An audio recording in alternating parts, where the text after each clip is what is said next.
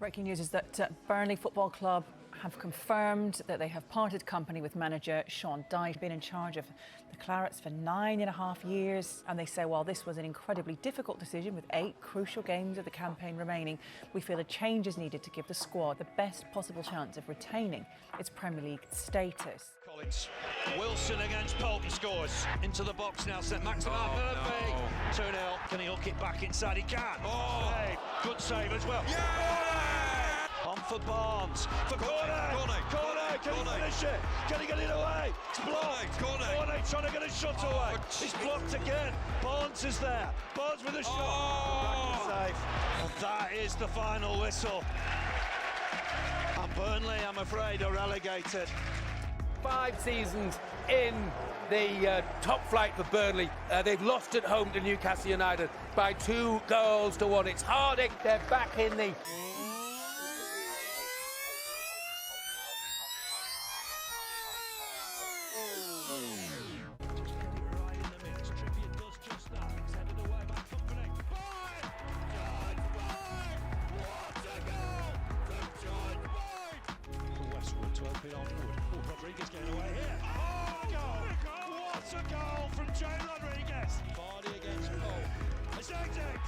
Wow, back in there and wide. What a save from Nick Pope. Worked it well, Burnley. Try helping on towards Ward. He'll break into the box here, Stephen Ward. Oh, what a goal from Stephen Ward. Good pressure from Burnley. Jordan with the cross in, looking for Patterson at the far post. Evra wins it. Blake. Oh, what a goal. What a goal from Robbie Blake.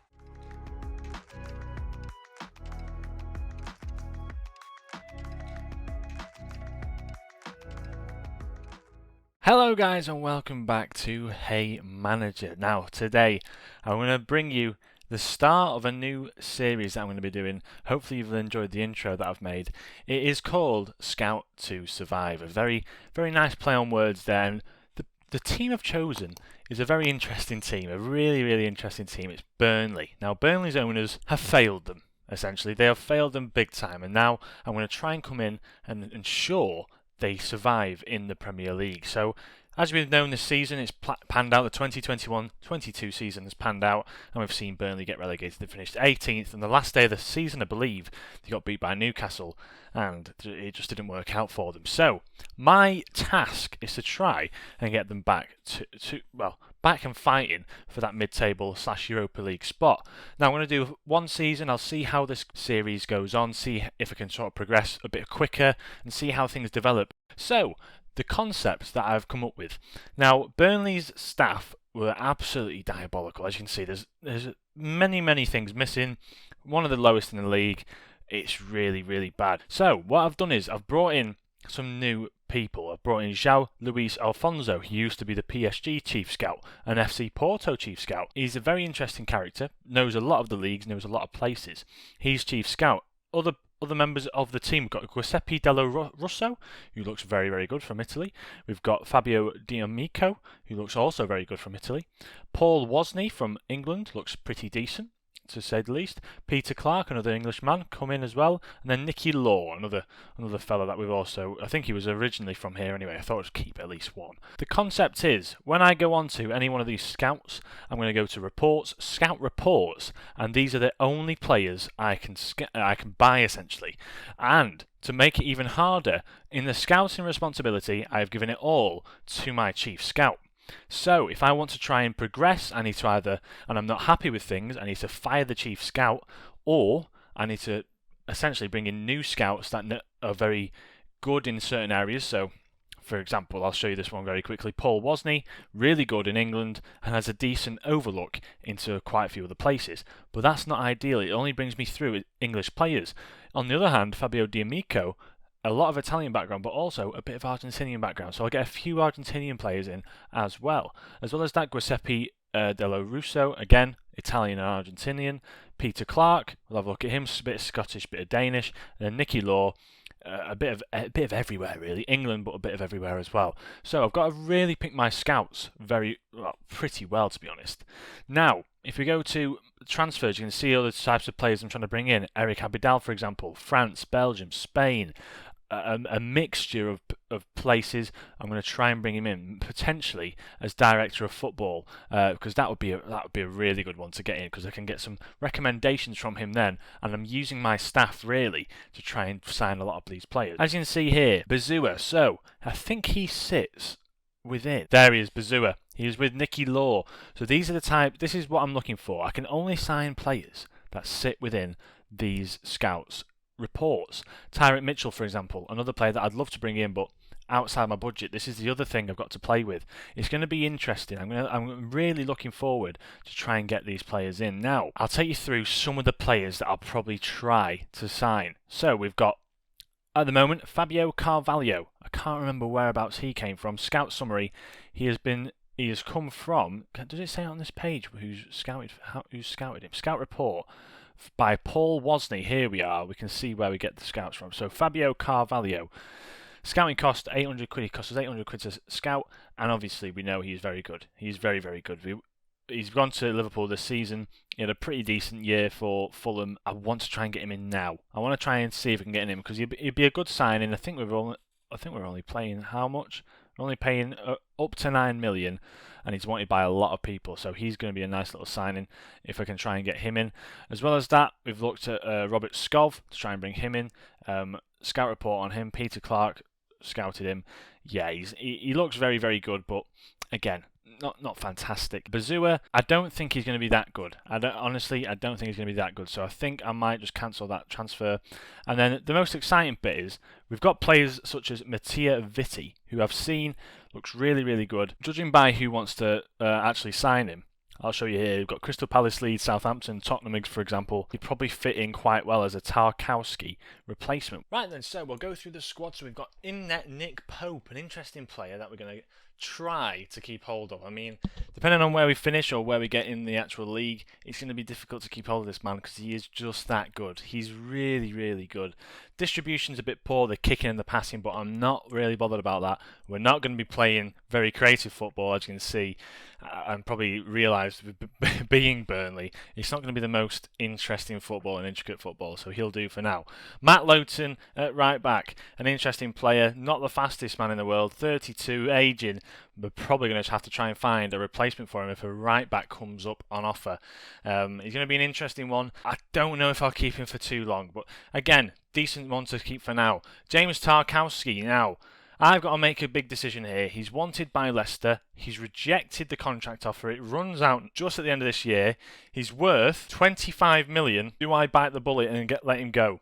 That's the question. It'll be 20 odd million for the transfer funds. I think I might have to let him go. Then we've got Ben Mee, a great centre-back, really good, brave, no-nonsense man, really, really good as you can see here, just brilliant overall. Not the fastest man in the world, but still got a bit of pace, good teamwork.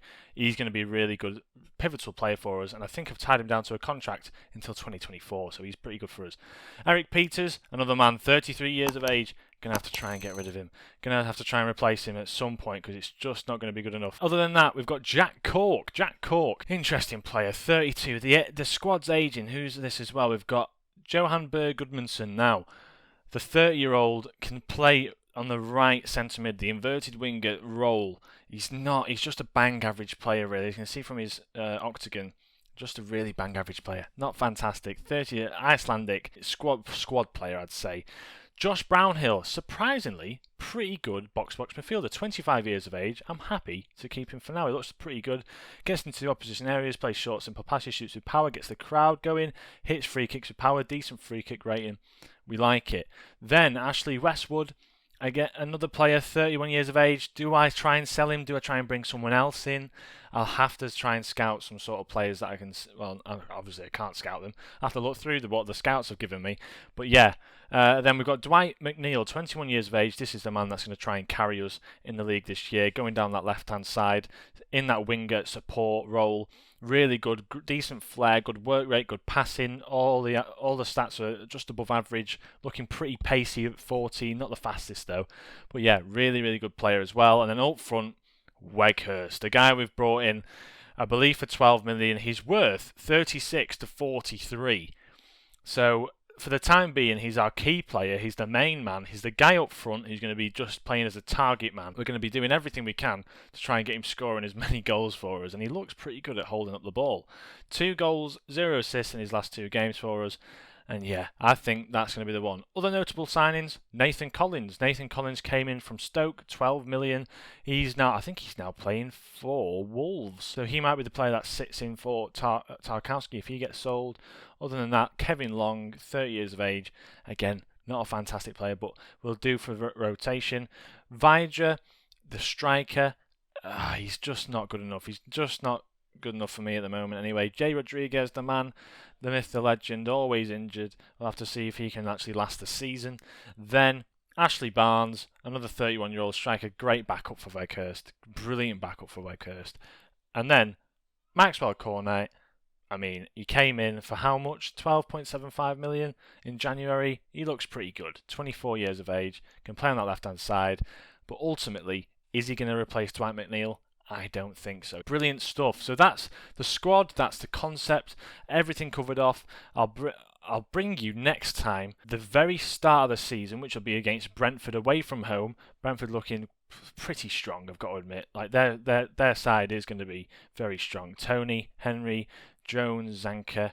Who else have they got? They've got Christian Eriksen in there as well, that we can't forget. David Ayer, Pinnock, Janelt. Ayer, a great player. I'd really love to try and buy Ayer. And Bremo, a really fast player, really good, 22 years of age. Josh De Silva, another one who's really, really good, coming through the ranks. It's going to be a difficult one. But yeah, I'll bring you back next time. We'll see who we've brought through transfers-wise. A little sneak peek as to who we might be getting here, but again, it'll be interesting. And yeah, I hope you've enjoyed the first episode. It's going to be an interesting one to see where we end up at the end of the season. The scouting is going to be interesting. Overall, I'm just looking forward to getting back into a series, to be honest, with this Burnley team. I think it could develop into something pretty cool, I've got to admit. So yeah, if you did enjoy the video, please leave a like, subscribe if you are new. It's going to be the last series for FM 2022. I think I did one way long ago. And yeah, I hope you did enjoy this first episode. So I shall catch you in the next one. From me, Alex, have a great day. Ciao.